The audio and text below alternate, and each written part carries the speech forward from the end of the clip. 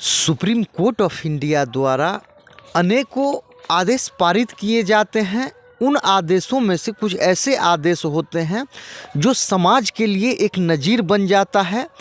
उन्हीं आदेशों में से एक महत्वपूर्ण आदेश है मोहम्मद अहमद खान बनाम शाह बानो बेगम। ये 23 अप्रैल 1985 को पारित सुप्रीम कोर्ट द्वारा आदेश है। इसमें जो मुख्य न्यायाधीश महोदय थे वाई बी चंद्रचूड़, न्यायाधीश Ranganathan Mishra, D A Desai, O Chinnappa Reddy, E S Venkataramiah, ये मामले पर जो राय था इस प्रकार से था। एक महिला को सीआरपीसी की धारा 125 के तहत भरण पोषण का दावा करने का अधिकार है, क्योंकि यह संहिता एक आपराधिक कानून है, न कि सिविल कानून। मोहम्मद अहमद खान बनाम शाह बानो बेगम, जिसे आमतौर पर शाह बानो बेगम केस के नाम से जाना जाता है, भारत में एक विवादास्पद भरण पोषण मुकदमा था, जिसमें सुप्रीम कोर्ट ने एक पीड़ित तलाकशुदा मुस्लिम महिला को दिए जाने वाले भरण पोषण के पक्ष में फैसला सुनाया था। फिर कांग्रेस सरकार ने एक कानून बनाया जिसका सबसे विवादास्पद पहलू तलाक के बाद इद्दत की अवधि के लिए भरण पोषण का अधिकार था, और उसके भरण पोषण का भार उसके रिश्तेदारों या वक्फ बोर्ड पर डाल दिया गया था। इसे भेदभावपूर्ण माना गया, क्योंकि इसने धर्मनिरपेक्ष कानून के तहत मुस्लिम महिलाओं को मिलने वाले बुनियादी भरण पोषण के अधिकार से वंचित कर दिया। मध्य प्रदेश के इंदौर की शाह बानो बेगम को 1978 में उनके पति ने तलाक दे दिया था। उन्होंने भारत के सर्वोच्च न्यायालय में एक आपराधिक मुकदमा दायर किया, जिसमें उन्होंने अपने पति से गुजारा भत्ता पाने का अधिकार जीता। हालांकि कुछ मुस्लिम राजनेताओं ने इस फैसले को रद्द करने के लिए अभियान चलाया। इस मामले में महिला के पक्ष में आए फैसले की मुसलमानों में आलोचना हुई, जिनमें से कुछ ने यह दिखाने के लिए कुरान का हवाला दिया कि यह फैसला इस्लामी कानून के तहत था। इसने भारत में विभिन्न धर्मों के लिए अलग अलग नागरिक संहिताओं की सीमा के बारे में विवाद को जन्म दिया। इस मामले ने कांग्रेस सरकार को पूर्ण बहुमत के साथ मुस्लिम महिला तलाक पर अधिकारों का संरक्षण अधिनियम 1986 पारित करने के लिए मजबूर किया, जिसने सुप्रीम कोर्ट के फैसले को कमज़ोर कर दिया और तलाक के बाद केवल 90 दिनों इस्लामी कानून में इद्दत की अवधि के लिए मुस्लिम तलाकशुदा महिलाओं को अपने पूर्व पतियों से गुजारा भत्ता पाने के अधिकार को सीमित कर दिया। हालांकि बाद के फैसले में, जिसमें डेनियल लतीफ़ी बनाम भारत संघ मामला और शमीमा फारूकी बनाम शाहिद खान शामिल हैं, भारत के सुप्रीम कोर्ट ने मामले की वैधता को आश्वस्त करने वाले तरीके से अधिनियम की व्याख्या की और परिणाम स्वरूप शाह बानो फैसले को बरकरार रखा और मुस्लिम महिला तलाक पर अधिकारों का संरक्षण अधिनियम 1986 को रद्द कर दिया गया।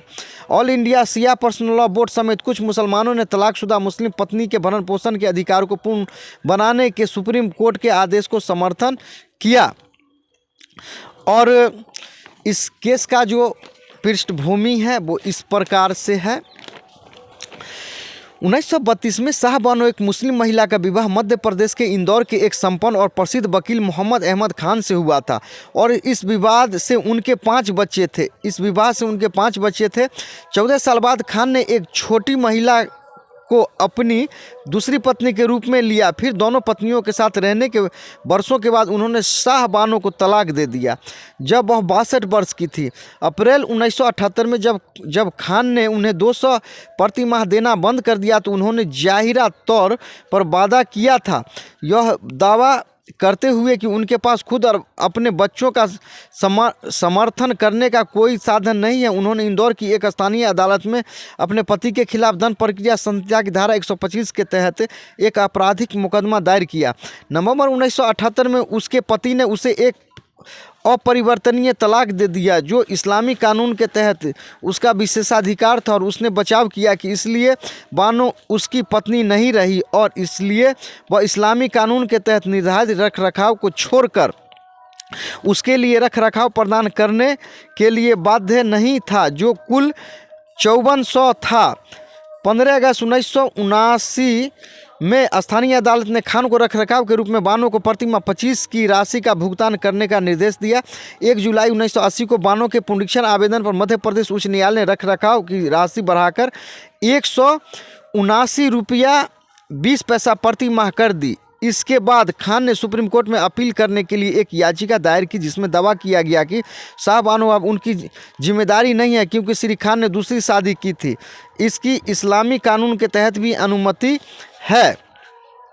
सर्वोच्च न्यायालय की राय 3 फरवरी 1981 को न्यायमूर्ति मुर्तजा फजल अली और ए वरदराजन की दो न्यायाधीशों की पीठ, जिन्होंने पहले मामले की सुनवाई की थी, ने अदालत के पहले के फैसले के मद्देनजर, जिसमें कहा गया था कि संहिता की धारा 125 मुसलमानों पर भी लागू होती है, खान की अपील को एक बड़ी पीठ के पास भेज दिया। मुस्लिम निकाय, all India Muslim personal law board और जमीयतुल उलमा हिंद हस्तक्षेपकर्ता के रूप में मामले में शामिल हुए। इसके बाद मामले की सुनवाई 5 न्यायाधीशों की पीठ ने की, जिसमें मुख्य न्यायाधीश चंचू रंगनाथन मिश्रा, D.A. देसाई, ओ चिन्नप्पा रेड्डी और E.S. वेंकट रमैया शामिल थे। 23 अप्रैल 1985 को सर्वोच्च न्यायालय ने सर्वसम्मति से निर्णय में अपील को खारिज कर दिया और उच्च न्यायालय के फैसले की पुष्टि की। सर्वोच्च न्यायालय ने निष्कर्ष निकाला कि तलाकशुदा पत्नी जो खुद का भरण पोषण करने में असमर्थ है को भरण पोषण देने के मुस्लिम पति के दायित्व के प्रश्न पर धारा 125 के प्रावधानों और मुस्लिम पर्सनल लॉ के प्रावधानों के बीच कोई संघर्ष नहीं है। कुरान का हवाला देते हुए इस विषय पर सबसे बड़े अधिकारी के समक्ष रखते हुए इसने माना कि इसमें कोई संदेह नहीं है कि कुरान मुस्लिम पति पर तलाकशुदा पत्नी के लिए भरण पोषण का प्रावधान करने या उसे प्रदान करने का दायित्व डालता है। साहबानों ने अपने पति से भरण पोषण पाने के लिए अदालतों का दरवाजा खटखटाया। जब मामला भारत के सर्वोच्च न्यायालय में पहुंचा तब तक 7 साल बीत चुके थे। सर्वोच्च न्यायालय ने दंड प्रक्रिया संहिता की धारा 125 को लागू किया, जो पति पंथ या धर्म की परवाह किए बिना सभी पर लागू होती है। इसने फैसला सुनाया कि साहबानों को गुजारा भत्ते के समान भरण पोषण राशि दी जाए।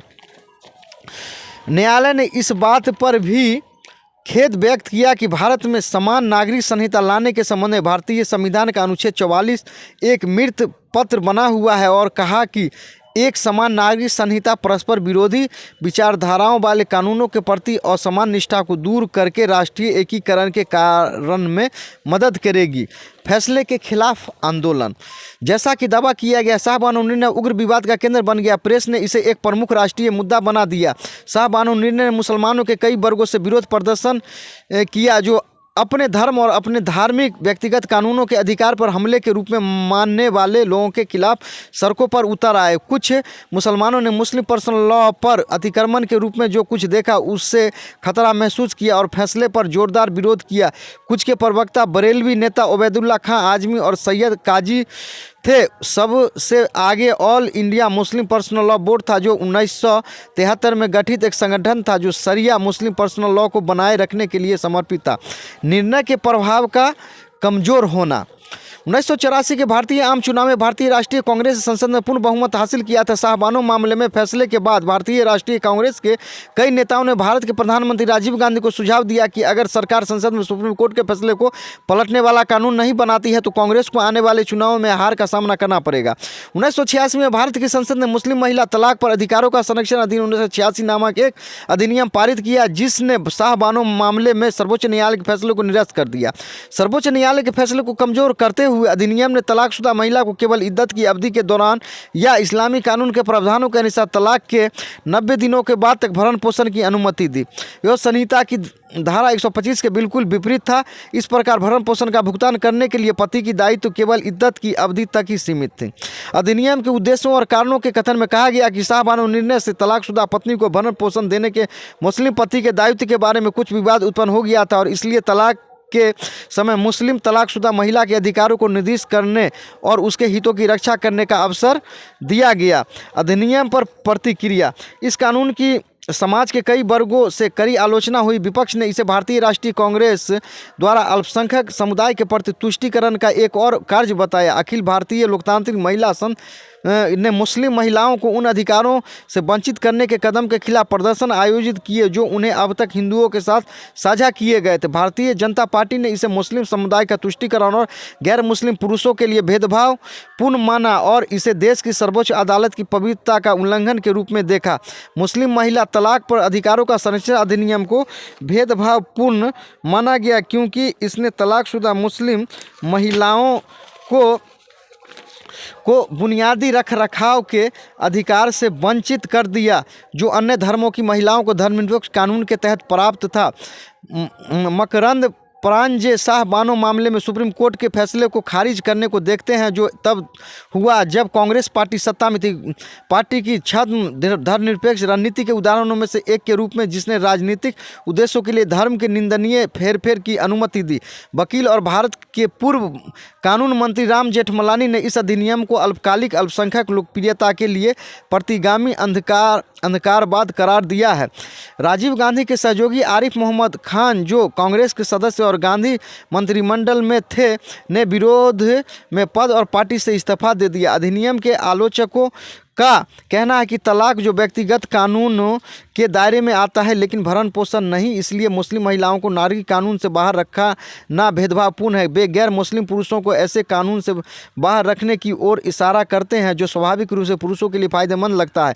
हिंदू राष्ट्रवादियों ने बार बार तर्क दिया कि एक अलग मुस्लिम संहिता तरजीही उपचार के बराबर है, एक समान नागरिक संहिता की मांग की। बाद के घटनाक्रम। इस अधिनियम के कारण मुस्लिम महिलाओं को इद्दत की अवधि के दौरान अपने पतियों से एक मुश्त बड़ी रकम मिलती है, जबकि अधिकतम मासिक भुगतान 500 था। एक ऊपरी सीमा जिसे बाद में हटा दिया गया।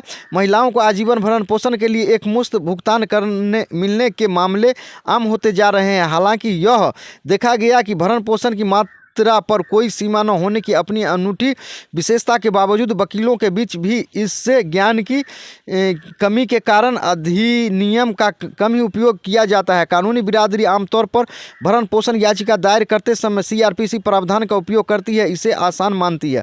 शाह बानो मामले ने एक बार फिर भारत में समान नागरिक संहिता पर बहस को बढ़ावा दिया है। जनसंघ जैसी पार्टियों के नेतृत्व में हिंदू दक्षिणपंथी भारतीय जनता पार्टी के रूप में अपने रूपांतरण में सभी क्षेत्रों में धर्मनिरपेक्ष कानूनों के पक्षधर बन गए। हालांकि सुधारों के प्रति उनका विरोध इस तर्क पर आधारित था कि मुसलमानों के लिए कोई समान प्रावधान लागू नहीं होंगे, क्योंकि उनका दावा है कि वे पर्याप्त रूप से उन्नत नहीं है। रूढ़िवादी मुसलमानों द्वारा डाले गए दबाव के कारण महिला संगठनों और धर्मनिरपेक्षवादियों को झुकना पड़ा।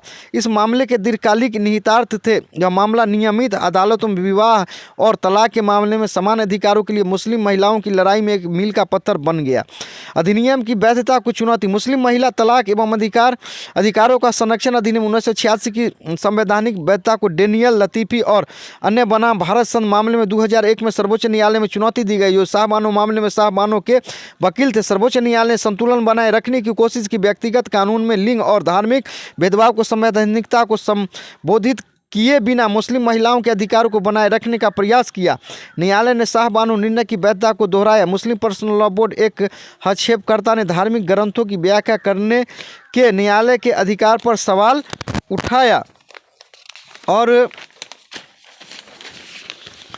न्यायालय ने निष्कर्ष निकाला कि अधिनियम वास्तव में तलाकशुदा मुस्लिम महिलाओं के लिए भरण पोषण को रोकता नहीं है और मुस्लिम पुरुषों को तब तक पति पत्नी का भरण पोषण करना चाहिए जब तक कि तलाकशुदा पत्नी दोबारा शादी न कर ले। हालांकि न्यायालय ने माना कि यदि अधिनियम मुस्लिम तलाकशुदा महिलाओं को दंड प्रक्रिया संहिता की धारा 125 के तहत धर्मनिरपेक्ष कानून के प्रावधानों की तुलना में पति पत्नी के भरण पोषण के लिए असमान अधिकार प्रदान करता है तो कानून वास्तव में असंवैधानिक होगा।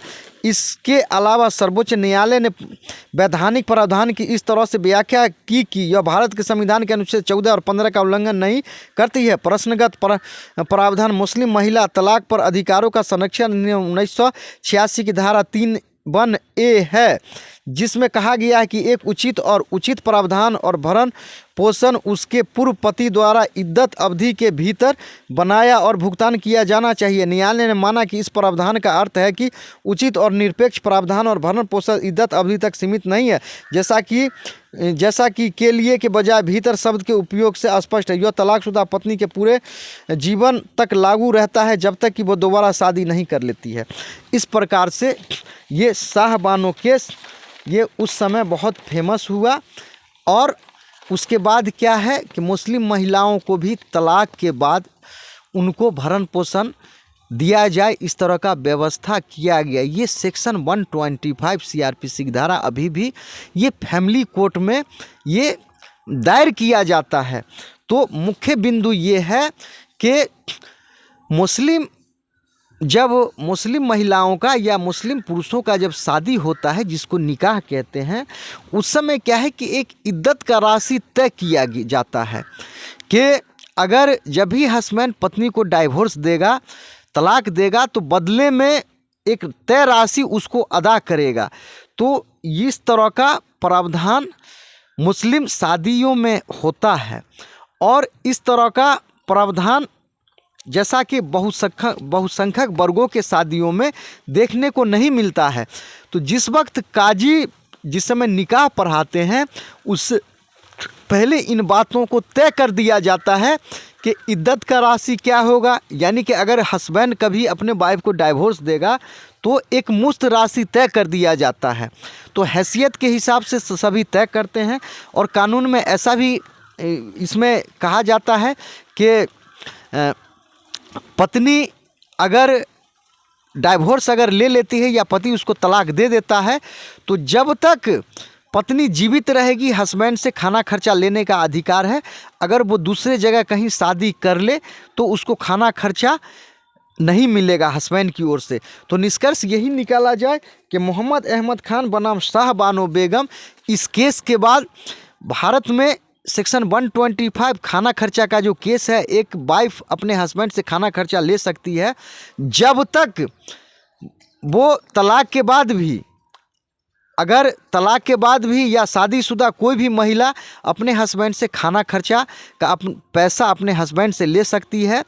और इस प्रकार से ये कानून मोहम्मद अहमद खान बनाम शाह बानो के बाद ये प्रावधान किया गया। अभी वर्तमान में यही प्रावधान है कि कोई भी महिला अपने हस्बैंड से खाना खर्चा ले सकती है। अगर वो शादीशुदा है, अगर हस्बैंड से नहीं जम रहा है तो भी, अगर वो डाइवोर्स ले लेती है या मिल जाता है तो भी, जब तक वो कहीं शादी दोबारा नहीं कर ले। तो मोहम्मद अहमद खान बनाम शाह बानो बेगम ये अपने समय का, उस समय का बहुत ही फेमस केस था। तो इस केस पर आपका क्या राय है, क्या नज़रिया है, कमेंट करें। अगर आपको लगे कि ये मोहम्मद अहमद खान बनाम शाह बानो बेगम केस आपको जानना जरूरी था, ये साइटेशन, इस चैनल को लाइक कर दीजिए, सब्सक्राइब कर दीजिए। ये चैनल आपको देखने के लिए धन्यवाद।